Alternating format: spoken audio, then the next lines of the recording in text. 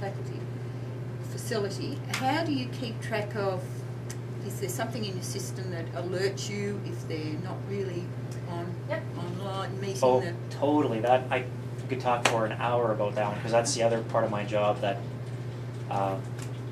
it's really cool. Yeah, we developed an in-house tracking system for all of our students, and we'll show it to you in a little bit. Yeah. We call it Cybertracker, and basically it's like in a lot of ways I'm a truancy officer as well, because in every classroom, every teacher has a link to every kid's file. If there's something that, if that child isn't logging in, they can just refer them to me, and I try to find out what's going on. So if a kid hasn't logged in for 20 days, they get referred to me, and then I track them down. I talk to their parents. I try to talk to them directly in the evening time, and I usually can track them down.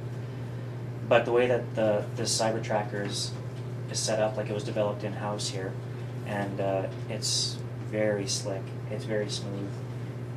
All the information for every student is in Cybertracker. I have their home numbers, I have their email addresses. Every kind of communication that was done with that student is listed within the Cybertracker. And I can read what the instructors have emailed out, because before they get referred to me, the instructors obviously try to find out what's going on first. If there's no way to get in touch with them, that's when they get referred to me, and then I try to do the extra effort to try to make sure that nobody falls through the cracks. We have a high amount of dropouts from this school, just because if you're not self-motivated, like a lot of students sign up for cyber school thinking, oh, easy, online, I can work whenever I want, and you know, that's the great thing about cyber school, but it's also a weakness too, because a student will go, oh, I can do this tomorrow, nobody's on my case to get this done today. They've got to be self-directed. Yeah. Self-motivated, self-directed, so a lot of students, they need a little guidance once in a while. So a teacher will refer, and this is, Kelly's brought up an example here.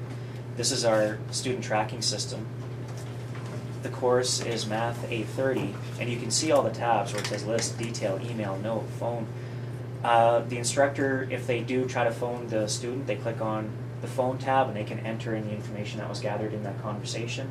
That way, if this student ever gets referred to me again, I can see that Mr. Lapointe has called this student on, you know, February 28th, and this is what they talked about.